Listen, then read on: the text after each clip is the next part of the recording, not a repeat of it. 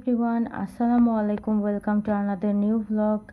আজকে ব্লগটা আমার লাইফের সবচেয়ে কঠিনতম একটা ব্লগ। এই ব্লগটা আমি অনেকবার ভয়েস ওভার দিয়ে কেটে তারপর আপলোড করছি, কারণ এই ব্লগটা যখন করেছি তখনও আমি জানতাম না যে আমার বাবা এই পৃথিবীতে আর কিছুদিনের মেহমান হিসেবে আছেন। আমি শখের বশে মূলত ব্লগিংটা করি। এটা আমার কখনোই কোনো পেশা বা কোনো কিছুই না। আমি জাস্ট আমার হ্যাপি মোমেন্টগুলো আপনাদের সাথে তুলে ধরার চেষ্টা করি। কিন্তু আমি এই ব্লগটা এডিট করে রেখেছিলাম ঠিক সেই সময়টাতে, আর ভয়েস ওভার দিচ্ছি আজকে। মানে আমার আব্বু মারা যাওয়ার প্রায় 2 মাস পর। তো এখানে আমি সকাল সকাল রেডি হয়ে চলে যাব আমার মার বাসায়, কারণ আমি আজকে অনেক সকালবেলাই চলে যাওয়ার কথা ছিল। আর এই তো আমি চুলে তেল দিয়েছি, আর চুল যখন আঁচড়াই ঠিক এই অ্যামাউন্টে আমার চুল পড়ে প্রতিবার, এর থেকেও বেশি। তা আজকে সকাল সকাল রেডি হয়ে আমি আমার মার বাসায় চলে যাব, যেহেতু আমের সিজন ছিল তখন। আর আমার আব্বু আমাকে ছাড়া কখনোই কোনো একটা গাছের ফল হোক আর যেটাই হোক, সে কখনোই আমাকে ছাড়া খাবে না।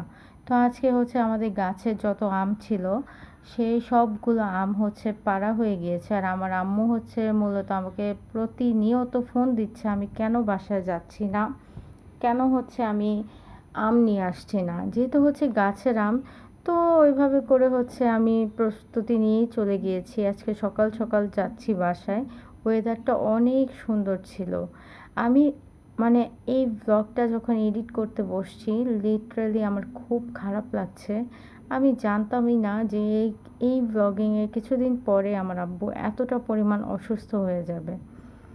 যাই হোক, হায়াত আল্লাহর হাতে। আল্লাহ কাকে কখন তার মেহমান হিসেবে গ্রহণ করে নেয় সেটা আমরা কেউই জানি না। ইনফ্যাক্ট আমিও যে কবে চলে যাব সেটাও আমি জানি না। তো আমি আব্বুর জন্য এতটুকুই দোয়া করি, আল্লাহ যেন ওনাকে জান্নাতুল ফেরদৌস দান করে। আর এই তো এখন চলে এসেছি আমাদের সাঁতারকুলে, আর এখান থেকে আমাদের স্কুলটা দেখা যায়। তো আমি আমার ছেলেকে বলছিলাম যে বাবা দেখো, তোমার মায়ের স্কুল এইটা। আর এই তো কথা বলতে বলতে আমি আমাদের এলাকাতে চলে এসেছি, যেহেতু রাস্তাঘাট কিছুটা ভাঙা। তো এরকম ঝাঁকুনি আর কি রেগুলার হচ্ছিল। আর এই তো এখানে চলে এসেই দেখলাম আমার কাজিনও চলে এসেছে হঠাৎ করে। আর ওর ছেলে এখানে আমার সাথে কথা বলছিল। মাশাল্লাহ, ওর ওর জন্য সবাই দোয়া করবেন। আমার কাজিনের খালাতো বোনের ছেলে এটা। আমার ছেলের সাথে খুবই ফ্রেন্ডলি। বয়সও যেহেতু অনেক ছোট, তারপরেও ওরা দুই ভাই অনেক, মানে দুইজনকে দুইজন ছাড়া কিছুই বোঝে না, এরকম টাইপের। আর এই তো আমি চলে আসলেই আমার নানি এখানে চলে আসে। সবসময় উনি আমাদের সাথে দেখা করতে আসে। আর এখানে বাসায় ঢোকার পরই আমার বোন আর আমার ছেলে খেলাধুলায় ব্যস্ত হয়ে যায়। মূলত ও বোরিং হচ্ছিল যে ও কী করবে। তো আমার বোন ওর সাথে লুডো খেলছিল। আর এখানে আমি ওদের ফুটেজ মানে ফেসটা নিইনি, কারণ সবাই ভিডিওতে আসতে কমফোর্ট ফিল করে না, যার জন্য আমি সবার পারমিশন ছাড়া ভিডিওতে সবাইকে নেই না। স্পেশালি কোনো ফিমেলকে উইদাউট পারমিশন তাকে আমি আমার ভিডিওতে নিই না। তো এখানে ওরা দুইজন খেলছিল, আর আমি এখানে খুবই মজা করে ব্লগিংয়ের ভিডিওগুলো নিচ্ছিলাম, কারণ আমার তখন অনেক ভাল লাগছিল যে আমি আজকে অনেক দিন পর বাসায় এসেছি ফাইনালি। আর সেই সাথে গাছের এত এত আম, যেগুলো আজকে আমি বাসায় নিয়ে যাব। একটু পরে আপনারা দেখতে পারবেন আম মানে কি পরিমাণ যে আম আমি নিয়ে গিয়েছি। এটাই হয়তোবা আমার আব্বু জীবিত থাকাকালীন আমাদের শেষ আর কি একসাথে বসা বা একসাথে মানে ইয়া আড্ডা দেওয়ার মতো। যাই হোক, এখানে ওরা খেলছে আর আমি ফুটেজ নিচ্ছি। আমার ছেলে আর আমার বোন খেলা নিয়ে দুষ্টামি করছে। মূলত ওরা দুজন বয়স অনেক ডিফারেন্ট, তারপরেও ওরা পিঠাপিঠি টাইপেরই, মানে দুজন দুজনের সাথে যে কোনো টাইমে যে কোনো কিছু হয়ে যেতে পারে। ইনফ্যাক্ট মারামারি থেকে স্টার্ট করে যে কোনো কিছু। এই তো আম্মু আমার জন্য আম একটা প্যাকেট করে রেখে দিয়েছে। একটা প্যাকেট বললে ভুল, এটা বড় একটা বস্তা। তো এইটার অর্ধেক করে রেখে দিয়েছে। আর ওইখানে অনেক আম ছিল আর একটা রুমে রাখা। আর এই তো আমি এসে আম্মু আমাকে বলছিল যে কি খাবো, যেহেতু সকালে মর্নিংয়ে আমি এসেছি, কিছু খাইনি, তো আম্মুকে বলেছিলাম খুদে ভাত করতে, সেই সাথে হচ্ছে বিভিন্ন পদের ভর্তা করতে। আমি হচ্ছে নিজের বাসায় এই আইটেমগুলো কখনোই করতে পারি না, যেহেতু হচ্ছে আমি এগুলো পারি না। তো আমার যখন ক্রেভিং উঠে খুদে ভাতের, তখন হচ্ছে আমি আমার মাকে ফোন দিয়ে ওনাকেই বলি যে আমার জন্য এটা প্রিপেয়ার করে রাখতে। আজকে আমি সকালটা হচ্ছে খুদে ভাত দিয়েই স্টার্ট করেছি। আমার এত পরিমাণে পছন্দ টক পাতা ভর্তা, সেই সাথে হচ্ছে এটা কি ভর্তা যেন ছিল, শুটকি ভর্তা। তা আমি খাচ্ছিলাম খুব বিন্দাস, মানে খুব মজা করেই খাচ্ছিলাম যে আমি হচ্ছে খাবো। আর এখানে হচ্ছে আম্মু আমার জন্য আবার বিফ কালো ভুনা টাইপের করেছিল, ওইটাও হচ্ছে সে আলাদা করে আমাকে দিয়েছিল। তা আমার কেন জানি বিফটা অত একটা ভালো লাগছিল না, যেহেতু হচ্ছে ভর্তাটা আমার এত বেশি পছন্দ। পরবর্তীতে আম্মু জোর করে হচ্ছে আমাকে আরেক পিস বিফ দিয়েছিল। তারপর আমি এই তো খাচ্ছি, খাবার কমপ্লিট করছি।